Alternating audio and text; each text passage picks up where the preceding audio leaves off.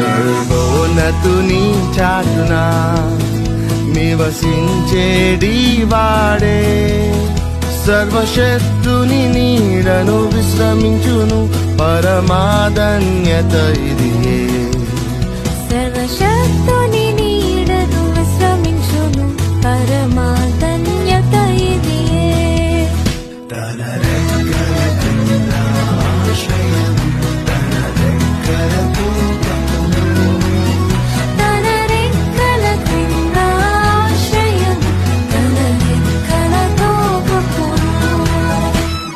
పగటి బాణముకైనా రాత్రి భయముకైనా, పగటి బాణముకైనా రాత్రి భయముకైనా, చీకటిలో తిరుగు